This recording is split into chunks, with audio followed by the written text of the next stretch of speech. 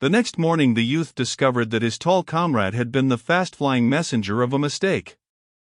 There was much scoffing at the latter by those who had yesterday been firm adherents of his views, and there was even a little sneering by men who had never believed the rumor. The tall one fought with a man from Chatfield Corners and beat him severely. The youth felt, however, that his problem was in no wise lifted from him. There was, on the contrary, an irritating prolongation. The tale had created in him a great concern for himself. Now, with the newborn question in his mind, he was compelled to sink back into his old place as part of a blue demonstration. For days he made ceaseless calculations, but they were all wondrously unsatisfactory. He found that he could establish nothing. He finally concluded that the only way to prove himself was to go into the blaze, and then figuratively to watch his legs to discover their merits and faults. He reluctantly admitted that he could not sit still and with a mental slate and pencil derive an answer. To gain it, he must have blaze, blood, and danger, even as a chemist requires this, that, and the other. So he fretted for an opportunity. Meanwhile he continually tried to measure himself by his comrades. The tall soldier, for one, gave him some assurance. This man's serene unconcern dealt him a measure of confidence, for he had known him since childhood, and from his intimate knowledge he did not see how he could be capable of anything that was beyond him, the youth. Still, he thought that his comrade might be mistaken about himself. Or, on the other hand, he might be a man heretofore doomed to peace and obscurity, but, in reality, made to shine in war. The youth would have liked to have discovered another who suspected himself. A sympathetic comparison of mental notes would have been a joy to him. He occasionally tried to fathom a comrade with seductive sentences. He looked about to find men in the proper mood. All attempts failed to bring forth any statement which looked in any way like a confession to those doubts which he privately acknowledged in himself. He was afraid to make an open declaration of his concern, because he dreaded to place some unscrupulous confidant upon the high plane of the unconfessed from which elevation he could be derided. In regard to his companions his mind wavered between two opinions, according to his mood. Sometimes he inclined to believing them all heroes. In fact, he usually admitted in secret the superior development of the higher qualities in others. He could conceive of men going very insignificantly about the world bearing a load of courage unseen, and although he had known many of his comrades through boyhood, he began to fear that his judgment of them had been blind. Then, in other moments, he flouted these theories, and assured himself that his fellows were all privately wondering and quaking. His emotions made him feel strange in the presence of men who talked excitedly of a prospective battle as of a drama they were about to witness, with nothing but eagerness and curiosity apparent in their faces. It was often that he suspected them to be liars. He did not pass such thoughts without severe condemnation of himself. He dinned reproaches at times. He was convicted by himself of many shameful crimes against the gods of traditions. In his great anxiety his heart was continually clamoring at what he considered the intolerable slowness of the generals. They seemed content to perch tranquilly on the river bank, and leave him bowed down by the weight of a great problem. He wanted it settled forthwith. He could not long bear such a load, he said. Sometimes his anger at the commanders reached an acute stage, and he grumbled about the camp like a veteran. One morning, however, he found himself in the ranks of his prepared regiment. The men were whispering speculations and recounting the old rumors. In the gloom before the break of the day their uniforms glowed a deep purple hue. From across the river the red eyes were still peering. In the eastern sky there was a yellow patch like a rug laid for the feet of the coming sun, and against it, black and pattern-like, loomed the gigantic figure of the colonel on a gigantic horse. From off in the darkness came the trampling of feet. The youth could occasionally see dark shadows that moved like monsters. The regiment stood at rest for what seemed a long time. The youth grew impatient. It was unendurable the way these affairs were managed. He wondered how long they were to be kept waiting. As he looked all about him and pondered upon the mystic gloom, he began to believe that at any moment the ominous distance might be aflare, and the rolling crashes of an engagement come to his ears. Staring once at the red eyes across the river, he conceived them to be growing larger, as the orbs of a row of dragons advancing. He turned toward the colonel and saw him lift his gigantic arm and calmly stroke his mustache. At last he heard from along the road at the foot of the hill the clatter of a horse's galloping hoofs. It must be the coming of orders. He bent forward, scarce breathing. The exciting clickety-click, as it grew louder and louder, seemed to be beating upon his soul. Presently a horseman with jangling equipment drew rein before the colonel of the regiment. The two held a short, sharp-worded conversation. The men in the foremost ranks craned their necks. As the horseman wheeled his animal and galloped away, he turned to shout over his shoulder, "Don't forget that box of cigars." The colonel mumbled in reply. The youth wondered what a box of cigars had to do with war. A moment later the regiment went swinging off into the darkness. It was now like one of those moving monsters wending with many feet. The air was heavy, and cold with dew. A mass of wet grass, marched upon, rustled like silk. There was an occasional flash and glimmer of steel from the backs of all these huge crawling reptiles. From the road came creakings and grumblings as some surly guns were dragged away. The men stumbled along, still muttering speculations. There was a subdued debate. Once a man fell down, and as he reached for his rifle a comrade, unseeing, trod upon his hand. He of the injured fingers swore bitterly and aloud. A low, tittering laugh went among his fellows. Presently they passed into a roadway and marched forward with easy strides. A dark regiment moved before them, and from behind also came the tinkle of equipments on the bodies of marching men. The rushing yellow of the developing day went on behind their backs. When the sunrays at last struck full and mellowingly upon the earth, the youth saw that the landscape was streaked with two long, thin, black columns which disappeared on the brow of a hill in front and rearward vanished in a wood.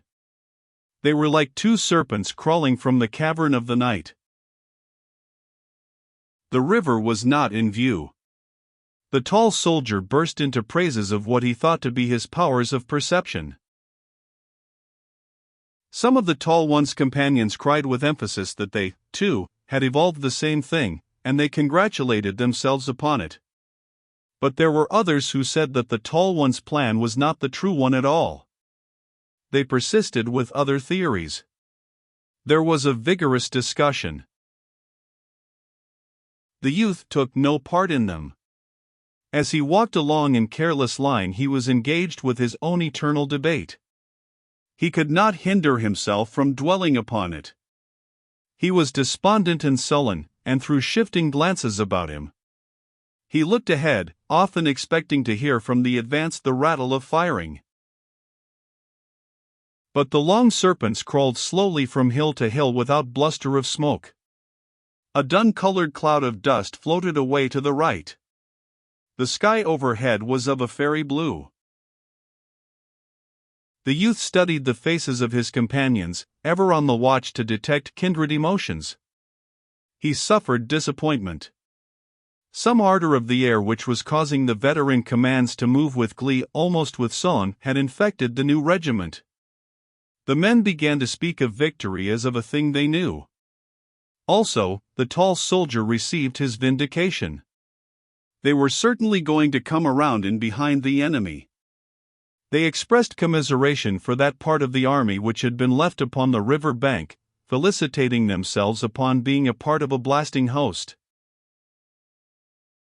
The youth, considering himself as separated from the others, was saddened by the blithe and merry speeches that went from rank to rank. The company wags all made their best endeavors. The regiment tramped to the tune of laughter. The blatant soldier often convulsed whole files by his biting sarcasms aimed at the tall one. And it was not long before all the men seemed to forget their mission. Whole brigades grinned in unison, and regiments laughed. A rather fat soldier attempted to pilfer a horse from a dooryard. He planned to load his knapsack upon it. He was escaping with his prize when a young girl rushed from the house and grabbed the animal's mane. There followed a wrangle. The young girl, with pink cheeks and shining eyes, stood like a dauntless statue. The observant regiment, standing at rest in the roadway, whooped at once, and entered wholesouled upon the side of the maiden. The men became so engrossed in this affair that they entirely ceased to remember their own large war. They jeered the piratical private, and called attention to various defects in his personal appearance, and they were wildly enthusiastic in support of the young girl. To her, from some distance, came bold advice. Hit him with a stick. There were crows and catcalls showered upon him when he retreated without the horse. The regiment rejoiced at his downfall. Loud and vociferous congratulations were showered upon the maiden, who stood panting and regarding the troops with defiance. At nightfall the column broke into regimental pieces, and the fragments went into the fields to camp. Tents sprang up like strange plants. Campfires, like red, peculiar blossoms, dotted the night. The youth kept from intercourse with his companions as much as circumstances would allow him. In the evening he wandered a few paces into the gloom. From this little distance the many fires, with the black forms of men passing to and fro before the crimson rays, made weird and satanic effects. He lay down in the grass. The blades pressed tenderly against his cheek. The moon had been lighted and was hung in a treetop. The liquid stillness of the night enveloping him made him feel vast pity for himself. There was a caress in the soft winds, and the whole mood of the darkness, he thought, was one of sympathy for himself in his distress. He wished, without reserve, that he was at home again making the endless rounds from the house to the barn, from the barn to the fields, from the fields to the barn, from the barn to the house. He remembered he had often cursed the brindle cow and her mates, and had sometimes flung milking stools. But, from his present point of view, there was a halo of happiness about each of their heads, and he would have sacrificed all the brass buttons on the continent to have been enabled to return to them. He told himself that he was not formed for a soldier. And he mused seriously upon the radical differences between himself and those men who were dodging imp-like around the fires. As he mused thus he heard the rustle of grass, and, upon turning his head, discovered the loud soldier. He called out, "Oh, Wilson!" The latter approached and looked down. "Why, hello, Henry, is it you? What you doing here?" "Oh, thinking," said the youth. The other sat down and carefully lighted his pipe. "You're getting blue, my boy. You're looking thundering peaked. What the dickens is wrong with you?" "Oh, nothing," said the youth. The loud soldier launched then into the subject of the anticipated fight. "Oh, we've got 'em now." As he spoke his boyish face was wreathed in a gleeful smile, and his voice had an exultant ring. "We've got 'em now. At last, by the eternal thunders, we'll lick 'em good. If the truth was known," he added, more soberly, "they've licked us about every clip up to now, but this time, we'll lick 'em good." "I thought you was objecting to this march a little while ago," said the youth coldly. "Oh, it wasn't that," explained the other. "I don't mind marching, if there's going to be fighting at the end of it. What I hate is this getting moved here and moved there, with no good coming of it, as far as I can see, excepting sore feet and damn short rations." "Well, Jim Conklin says we'll get a plenty of fighting this time." "He's right for once, I guess, though I can't see how it come. This time we're in for a big battle, and we've got the best end of it, certain sure. Gee Rod! How we will thump 'em! He arose and began to pace to and fro excitedly. The thrill of his enthusiasm made him walk with an elastic step. He was sprightly, vigorous, fiery in his belief in success. He looked into the future with clear, proud eye, and he swore with the air of an old soldier. The youth watched him for a moment in silence. When he finally spoke, his voice was as bitter as dregs. "Oh, you're going to do great things, I suppose." The loud soldier blew a thoughtful cloud of smoke from his pipe. "Oh, I don't know," he remarked with dignity, "I don't know. I suppose I'll do as well as the rest. I'm going to try like thunder." He evidently complimented himself upon the modesty of this statement. "How do you know you won't run when the time comes?" asked the youth.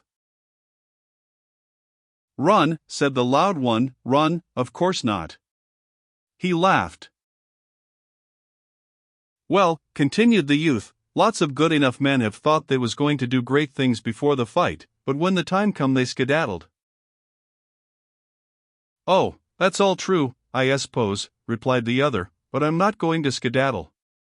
The man that bets on my running will lose his money, that's all." He nodded confidently. "Oh, shucks," said the youth. "You ain't the bravest man in the world, are you?" "No, I ain't," exclaimed the loud soldier indignantly, "and I didn't say I was the bravest man in the world, neither. I said I was going to do my share of fighting, that's what I said. And I am, too. Who are you, anyhow? You talk as if you thought you was Napoleon Bonaparte." He glared at the youth for a moment, and then strode away. The youth called in a savage voice after his comrade, "Well, you needn't get mad about it." But the other continued on his way and made no reply. He felt alone in space when his injured comrade had disappeared. His failure to discover any mite of resemblance in their viewpoints made him more miserable than before. No one seemed to be wrestling with such a terrific personal problem. He was a mental outcast. He went slowly to his tent and stretched himself on a blanket by the side of the snoring tall soldier. In the darkness he saw visions of a thousand-tongued fear that would babble at his back and cause him to flee, while others were going coolly about their country's business. He admitted that he would not be able to cope with this monster. He felt that every nerve in his body would be an ear to hear the voices, while other men would remain stolid and deaf. And as he sweated with the pain of these thoughts, he could hear low, serene sentences. "I'll bid 5. Make it 6. 7. 7 goes." He stared at the red, shivering reflection of a fire on the white wall of his tent until, exhausted and ill from the monotony of his suffering, he fell asleep.